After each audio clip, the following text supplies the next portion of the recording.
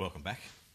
I started asking you before, coming into politics at an early age, how do the old hardheads react to you as I can't get away from this phrase, sort of golden boy, young, gifted academically, high achiever at university, on what it seems to be the fast track politically. How did they look at you when you first came into the political arena? Look, I think, on the other side especially, there were a couple of people who wanted to jump to a conclusion about the age that I'd started doing the job. Yeah. And I've always accepted that, and my goal has been for people to judge me on the job that I've done, not the age that I've been at the time that I've done it. But yeah. I think, it's kind of like football, ultimately. If you're good enough, you're old enough. And so that's the truth of being picked in the run-on side. And in that sense, I think the real task here is about focusing on the capacity to do the job, and hopefully that's what's happened. Old experienced coaches would tell you that it's very important not to push people too quickly, too soon. You don't want them burning out too young either. It's an interesting life. Yeah, it is. It's a balance point. But I think the other thing is, I don't think as human beings we're quite good enough, and we're especially not good at it in politics, of mentoring and providing a guidance. And I've had the benefit of a couple of people who've been good to me in terms of giving me a leg up or giving me a chance to do something. And sometimes, it's a risk. Not every new premier is going to pick a 30-year-old to be their treasurer. Yeah. And so Anna was incredibly generous in giving me the chance to do this.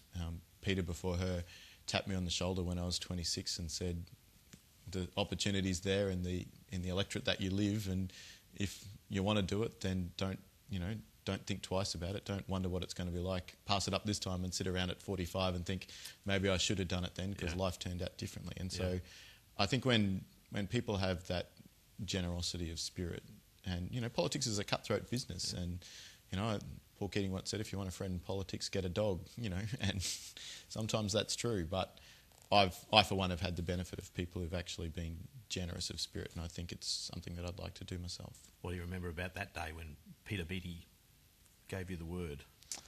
Well, he asked me to think about it in a kind of fairly forceful way, and so it was actually at a dinner, and I went home and I sat on the front steps of the house that we were living in Central Avenue in Paddington, and there was a full moon, and I sat there for about an hour, and it was about sort of 11, 12 at night, and tried to sort it through. Teresa worked a late shift, and so the next morning she said, "How was the dinner?" And I said, "Funny you should ask." And how did she react? Has it always been Has it always been a positive experience for your family, do you think? I know politics is tough on families. And she always knew that I was interested in it. But as I said, we weren't kind of planning on it early in life. Yeah. But as I said before, politics is a tough business, and you have to acknowledge that. I would have to sometimes, if I knew a really sort of baking story of pillaring or something like that was going to be in the paper, if I could remember and find the time, I'd sometimes ring my grandmother the night before and say, because she got the paper every day and did the crossword every day. I'd say, look, there'll be a story in the paper tomorrow. Don't worry about it. And she, of course, always took it to heart, because every grandmother thinks their grandson can do no wrong. Do you, when things are particularly hard, do you ever look at another career that you had in the back of your mind that you would have liked to have taken on? I think that the challenge in this job is to find the time for contemplation, and you're so occupied in the moment and trying to focus on the task at hand that sort of time for contemplation is one of the challenges. So for me, I've just decided that I'm going to do this job with every inch of effort, and few people get to do it. Even less people get to pick when it ends. Yeah. And so that day will come inevitably. It could be next week, next month, next year, next decade. That's an open question. And so for me, it's about saying, all right, you're probably not going to get a chance to do this job again in your life. Therefore, give it all you've got, and ultimately what comes next is an open question. Would you still like to be in politics in your 60s? No, I actually would like part of the time that my kids grow up for me not to be in the parliament, not to be in politics. So that kind of puts a time limit on it, not too far down the track. So about how far down the track do you think? 10, 15, 20 years?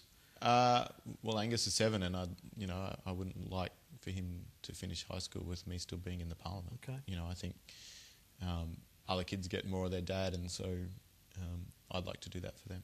So what would you be doing after a career in politics, do you think? Evening up the ledger at home. House husband? I suppose for a little while. Yeah. I'm not too good at being bored, though. Not very good at sitting still. Studying, maybe?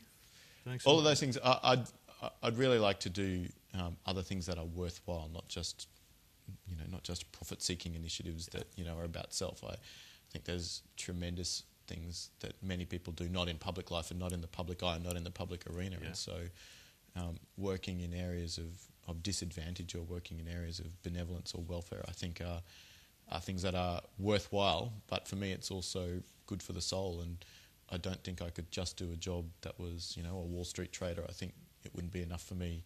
The brain food wouldn't be enough, and the social aspect of it, I think, wouldn't actually nourish the soul enough. I think it can be easy to forget how much good comes to you as a consequence of the work that you do in your community. Well, the one thing the first thing that I love about this job is representing a community and being involved in a community. And as I said, it's as simple as the leap from growing up in Proserpine as it is to being an MP and looking after a community. Yeah. And I think if you can find something that's worthwhile in your life and do something where ultimately going to work is something that you enjoy and relish, not every day, but if it can be something in your life that you enjoy and relish, then I think you're pretty close to winning. Enjoy springing out of bed at 5:30 in the morning? Or before, depends on when the birds are waking up. Yeah. I call Angus the human alarm clock. 4:30? In summer, he's a crack of dawn kind of kid. But, it's beautiful that time of morning. Yeah.